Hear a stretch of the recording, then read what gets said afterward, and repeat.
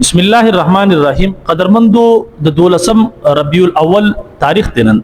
او پرنه روز باندې جناب نبی کریم صلی الله علیه وسلم دنیا ته راغلو او دا شانتي بعض روایتو کې اتم تاریخ هم راځي نه هم تاریخ هم راځي لیکن مشهور 12 ربیع الاول دی او د نبی رسول الله والسلام وفات هم په دې ورځ شوی دی یعنی نبی رسول الله والسلام د دنیا نه په دولسم ربیع الاول رخصت شوی هم دی نو په دې ورځ باندې زمنګ په دې معاشره کې بری صغیر کې ځنی خلک داسې دي چې هغه په دې ورځ باندې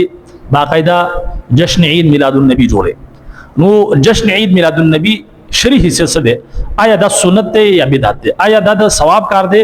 یا د ګناه کار ده موږ تاسو له څه ګول پکار دي د یو عام مسلمان دا یو سوال دی چې آیا موږ دا عید میلاد النبی جوړول شو په دې کې ثواب ده یا ګناه ده دا سنت ده یا بدعت ده نو ټول اولنې خبره دا ده چې سنت او بدعت څه ویل کی سنت د نبی علیہ الصلوۃ والسلام هغه عمل د ویل کی چې هغه د جناب نبی کریم صلی الله علیه وسلم نه ثابت وي او بیا هغه باندې صحابه کرام هم عمل کړی دغه د سنت ویل کیږي او ظاهر خبره ده د دین یا د شریعت چې کوم یو عمل دی دغه ثابت کېدو لپاره موږ تاسو چې کوم دی د قران او د سنت قران او حدیث محتاج یعنی د دین یو عمل موږ کوو د هغه لپاره زمونږ اساس صورت دلیل څه پکار دی د قران او سنت که د قران او سنت زمونږ اساس صورت دلیل نه وي نو یقیني طور پر چې موږ خپل طرف نه داسې عمل شروع کوو نو دغه ته بدعت ویل کیږي دغه بدعت په حواله سره نبی علیہ الصلوۃ والسلام څه فرمایي من احدث فی امرنا هذا ما ليس منه فهو رد چې کوم عمل په دې دین کې نه وي او څوک یې رسو ایجاد کی چې هغه د دین حصہ نه وي هغه په دې دین کې شامل کی داخل کی فهو رد نو داسې عمل مردود دی او دغه ته بدعت ویل کی او دا بدعت چې کوم دی په بل حدیث شریف کې نبی علیہ الصلوۃ والسلام فرمایي کل محدثه بدعه په دین کې هر نوې کار بدعت دی کل بدعت ضلاله او هر بدعت گمراهی ده کل ضلاله بنار ده هر گمراهی چې کوم ټکانه ده هغه جهنم دی نو په دین کې یقیني طور پر چې کوم عمل د نبی علیہ الصلوۃ والسلام نه څنګه ثابت هغه مرا عمل کول پاغي کې کمی زیادتی کول د یقیني طور پر بدعت ته گمراهی ده ځکه صحابه کرامو چې کوم عمل د نبی صلی الله علیه وسلم څنګه لیدلو هغه اپنا وکړل پاغي باندې عمل کړل او مخکې امت ته رسول پاغي کې څه قسم لا کمی زیادتی نه دګل نو نبی صلی الله علیه وسلم موږ تاسو ته چې کوم اختری راکړل هغه دوه اختری دي یو عید الفطر دی یو عید الاضحى دی یعنی وړوکی اختر هغه اختر دا د مسلمانانو د خوشحالي دوه تهوارونه دي چې دا باقاعده موږ د دین حصہ ګڼو او باقاعده ثواب سمجھ کر پدې باندې موږ چې کوم دي دا باقاعده پدې باندې دا چې مختر دا جوړو ظاهر خبره دا چې کوم عید میلاد النبی دی جشن عید میلاد النبی دا باقاعده د دین حصہ نه نبی علیہ الصلوۃ والسلام نه دا عید میلاد النبی ثابت نه دی یعنی نبی علیہ الصلوۃ والسلام خپل د پیدایش ورځ نه د مانځلې هغه باندې اختر نه دی جوړ کړی په 12 ربیع الاول باندې او بیا صحابه کرام هم دا عمل نه دی کړی بلکې تابعین تبع تابعین هم په دې باندې عمل نه دی کړی داغونه دا ثابت نه دي او تقریبا په ومه صدی کې یو بادشاہ په عراق کې چې داغینو غالبا مظفر الدین د هاغنوم دا په عراق کې یو خار دی اربل دی د هغه بادشاہ نو ډیر اوله کې خپل د بادشاہت د بچاولو د پاره د عیسایانو په دیګه دیکي کې چې عیسایان خپل د نبی په پیدائش پر ورځ باندې هغه اختر جوړي نو د هغه دا عملی واغه سو د نبی صلی الله علیه وسلم د پیدائش پر باندې هغه داغو په دیکا دیږي چې کوم دا عمل شروع یعنی میلاد النبی شروع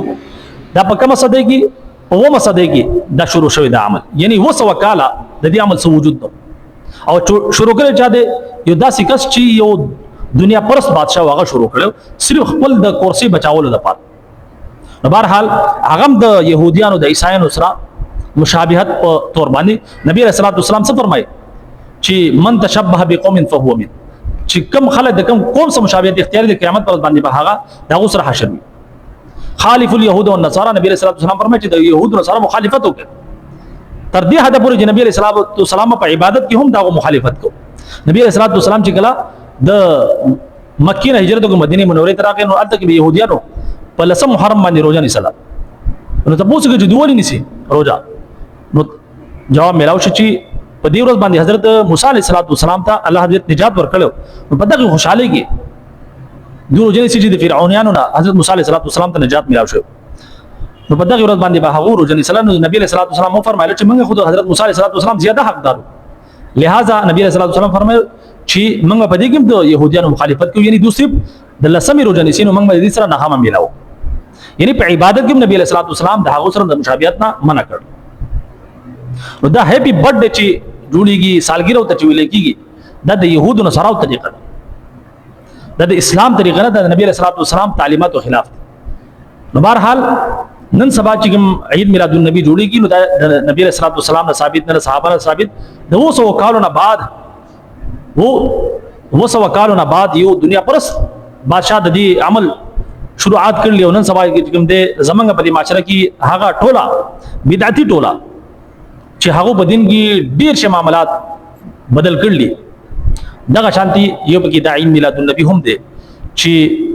باقاعده د عید په تور د اختر پر دروز په شانتي باقاعده دا مناوي،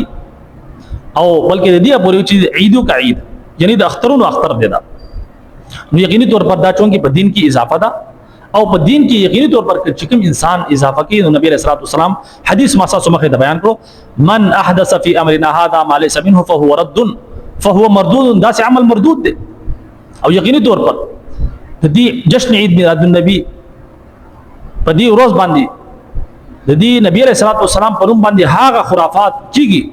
چې علمان الحفیظ. نن یو ویډیو مې وکړه، تاسو په سکرین باندې کته هم شي چې په پنجاب کې علی پوری علاقہ ده، په هغه کې باقاعده جنکی ډانس کې لګیا دي، مخونو ته ماسک اچول او د نبی علیہ الصلوۃ والسلام د پیدائش پر باندې ډانس کوي. دغه شان دي څومره د جلوسونو وزي په هغه کې ډانس کیږي، څوک موږ نه کوي، د نبی علیہ الصلوۃ والسلام نافرمانی کوي، روړونه باندې خلکو ته تکلیف ورکوي. دا ټول اعمال د نبی علیہ الصلوۃ والسلام د تعلیماتو خلاف دي. او چې دې اعمالو ته غیر مذهب ګوري نو چې دا دین اسلام دی، دا خو جهالت دی، دا خو اسلام نه دی. نو یقیني طور پر د نبی علیہ الصلوۃ والسلام سره محبت دا د ایمان نه صرف علامت دی، بلکې د ایمان حصہ د عین ایمان دی. چې کوم انسان د نبی علیہ الصلوۃ والسلام سره محبت نه کوي، نو یقیني طور پر دا مسلمان نه دی سره. لیکن د نبی علیہ الصلوۃ والسلام سره د محبت تقاضا څه ده؟ د نبی علیہ الصلوۃ والسلام تعظیم او د نبی علیہ الصلوۃ والسلام اتباع کول. دا په قرآن مجید کې ذکر دی، قل ان کنتم تحبون الله فاتبعوني يحببكم الله ويغفر لكم ذنوبكم. قل اے نبی ته دوت وایا، قل ان کنتم تحبون الله، چې تاسو دا غواړئ چې تاسو الله حب عزت محبت وکړي، فتبعوني زما اتباع وکړئ. نبی علیہ الصلوۃ والسلام څه فرمایي؟ چې غواړئ چې الله تاسو محبت وکړي، نو زما اتباع وکړئ.